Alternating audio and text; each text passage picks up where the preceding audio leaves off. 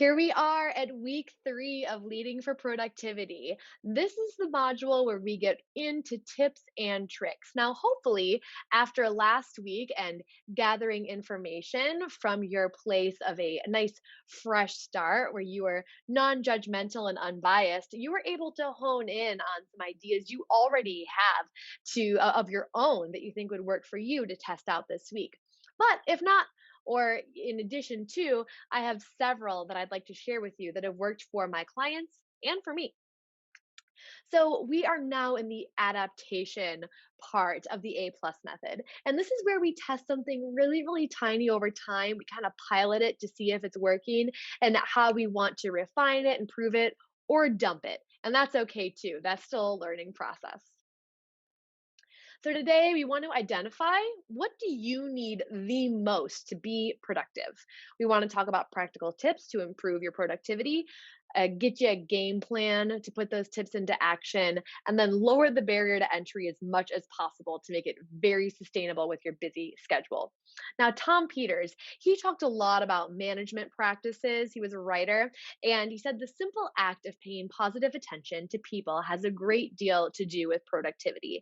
And I want to put this in here because we can really start using all of these tips and tricks to help with our team wide productivity. And a lot of that just has to do with, like you said, paying positive attention to people, the gratitude practice that we talked about last week. So start thinking about that. How can I use these tips and tricks to increase my team wide productivity? And as we know, which I've talked about several times from neuroscience, just by helping people feel safer, they're going to be using more efficient brains.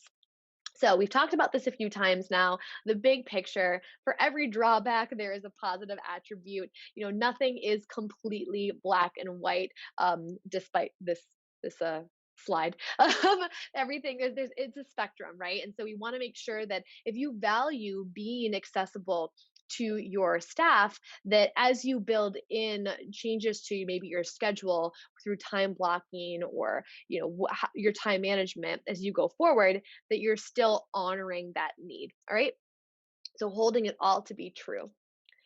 So, really, this is about that big bang. Like, what is the one or two things that's going to have the domino effect, the ripple effect, the big bang effect that is going to change your entire day and get you the results you're looking for? That is what we are trying to find right now. And it might be a series of a few things, but most importantly, we want it to be something that, like this bacon here, we can shrink.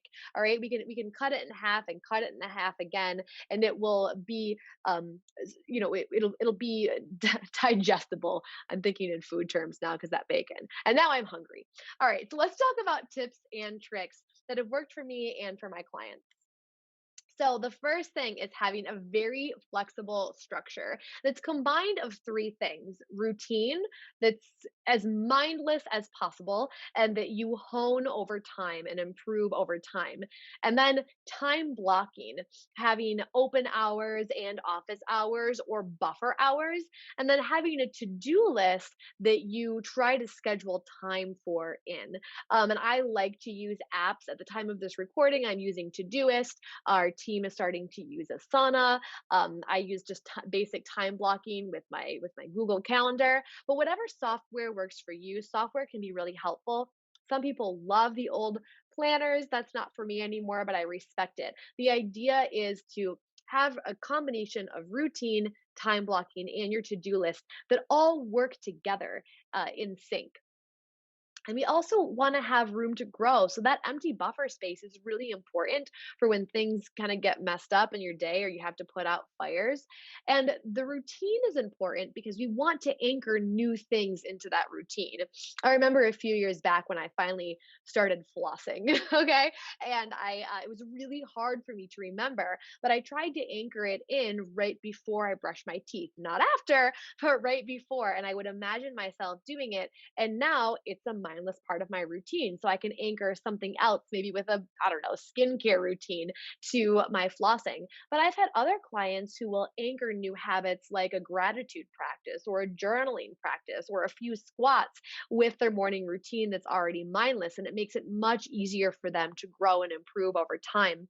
And really, it's important to commit to continual growth, to continual iterations, knowing that what your routine is today doesn't have to be your routine forever. You can improve it, you can take some things out. You are in charge of your routine, your time blocking and your tasks. They are not in charge of you. And that's really important here so that you don't feel like you're a slave to it. All right. And then recognizing there are certain non negotiables, and that's okay. Setting clear boundaries when you're time blocking, communicating that time block with your staff, and having the self governance and the self boundaries to turn off any notifications on your phone, put a sign on your door, turn off your phone, hide your email because you know that sucks up a lot of your time. And then, let's talk a little bit about what to say, because communicating this stuff and making sure people adhere to it can be really challenging. So, I remember it was actually a colleague that said this to me many, many years ago. He said, in terms of approaching your schedule, Sarah, like some people approach it like a wet noodle. There's no structure to it at all. They just, go whatever happens throughout the day, that's what they go with. And then on the flip side of that, on the other end of the spectrum, you have people who approach their schedule and it's like a steel, like a piece of steel. There's no bend to it whatsoever. And that can also create problems because it's unrealistic, right? Like life happens and we have to adjust for it sometimes. But a flexible structure is like a spine. It can bend, it can move, but it still holds its structure. And that really sat with me and helped me learn how to adjust my structure, the structure of my day, and help my clients adjust the structure of their days through a combination of time blocking, routine, and to-do lists, so that it can move and flow throughout the day but still help them be very highly productive. And so it would sound like, listen, I'm available to address this at 3 p.m. Can we speak then? And taking time to think, is this something that I need to do right now, or can it be moved? All right. Or saying, I'll put it on my to-do list, give me 3 business days, and then I'll let you know if I need more time. Giving people realistic expectations and giving yourself a wide breadth of time where you can address something new that pops up. So often we want to be yes people. Yes, let's deal with it right now. Or, yes, I can get it to you in 24 hours. Why? Like, does anybody really need it that soon? And if they do, reserve those situations for when people actually need it that soon. Don't do that for everybody. So pause and you can give someone a realistic expectation, and also give yourself and acknowledge it to them that you're giving yourself permission to request more time if you need more time. And in terms of giving yourself room to grow, you do want to put in some buffers for those urgent matters. And if you feel like you're putting fires out all day, it's important to put in, if you have that kind of a job, then you definitely want to build in buffers into your schedule so that you can say something like, this is an urgent matter, so I'll bump my next meeting into my buffer time. And having that will help you feel a lot more at ease throughout your day because you have a little bit of space. And if you don't have space, see what you can do about getting even a tiny little increment of space. Because again, we're talking about bare minimums here. Or, if you're growing in terms of anchoring something into your schedule, maybe it's adding a quick gratitude practice into your morning routine after you brush your teeth. Honestly, I've had several clients do something along those lines. Or just saying, you know what, I'll give it a try and refine it later, which really that's what this whole module is about. And for non-negotiables, some boundary language here. It's okay to just be really clear and detached. Like, I will be blocking off noon to 1 each day for administrative work. So please refrain from interrupting me during that time. If you have an assistant, tell them to hold your calls. And if you don't, put a sign on your door. And if somebody does bother you, say, is this something that can wait until 1 when I'm finished with my administrative time? You may have to reinforce the boundary because your staff isn't used to it right now, and that's okay. You can do it in a way that doesn't get angry, doesn't feel offended that they didn't respect it or forgot about it, but just simply reminds them that that boundary exists. And if you do have, a situation where meetings go over, it's totally appropriate. I do this all the time to say, I have a hard stop at 11:50, and maybe your hard stop's actually at noon, but you need 10 minutes to like pee and get a snack and walk around. So you say, I have a hard stop at 10:50. So let's revisit this later. Or I have a hard stop at 11:50 a.m. Can we circle back to this at our next meeting? You know? And just put that out there and advocate for your needs. So, let's talk about the action steps in terms of the journal questions that can get you started off with setting your bare minimums this week. So let's identify which three tips or ideas of your own do you want to test out, you know? And then once you identify them, say, okay, how can you make this really easy? And then how can you make it even easier? We want to make it, I mean, just ridiculously, like stupidly easy for you to start making some changes here, because any changes to your schedule, you may know from trying to increase your productivity in the past that it can be really challenging because you have a lot going on. You're a super, super busy leader, right? And so be easy on yourself. Be kind to yourself this week. We're just testing something out, so shrink it as much as humanly possible. And if you're having problems adhering to this new task or action step this next week, shrink it midweek. It's totally okay to do that. And then, set yourself up for success. Reminders, sticky notes, calendars, to doist, an assistant, whatever you can do to set yourself up for success. Have a plan now. Don't expect yourself to just do it. You probably won't. If you do, it's a fluke, and you may not just do it the following week. All right. And then ask yourself, how are you going to measure your progress? Is it going to be the frequency of, how many times you told your employees to leave you alone? Is it going to be how closely you adhered to your schedule, how many days in a row you started your new routine?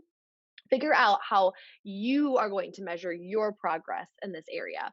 And then evaluate your expectations and ask yourself how realistic they are, both in terms of how doable they are and the effect that you're hoping that they have. And if you think about it and you're like, maybe this won't really fix all of my problems and be super easy to do, back off a little bit and try to think of some more realistic expectations. All right, so I've set you up now to get started on your game plan and to customize that for yourself through the coaching questions. We have hopefully identified what you need to be the most productive, and I gave you some tips to brainstorm off of, but feel free to come up with your own. And we, again, want to shrink it, if I haven't emphasized that enough, to the smallest bite sized pieces so that you're really experiencing whether or not it works through repetition instead of it being too big and not being able to adhere to it. But in terms of the overall action step this week, I want you to remind you that this is just a test, like this little baby just trying to reach up for those leaves. You're just trying something. And you're just trying something repeatedly to see if it works. And if it doesn't, that is also valuable information. We're not committing to anything yet. This is just a pilot. So take the pressure off. You don't have to do it perfectly. And if you do have a really cool idea or you have a really great result, please share it. It'll inspire everybody in the LinkedIn group. We love to hear from you and your successes. Now, next week, we're going to gather information from the test that you're going to be doing and say, all right, what do we want to refine? What do we want to commit to? So get ready for that. But again, it'll be pretty gentle. But in summary here, I also want to say that, by you testing habits out in a small way, you can also encourage your team to do the same. Your solutions for productivity are not going to look like their solutions. Each person operates a little bit differently. So encourage them to try new things, test it out, and give them some leeway to maybe even set some of their own boundaries so they can be more productive and feel safer and more secure at work. All right. Have fun testing these things out. And next week, we'll talk about how to continue to level up.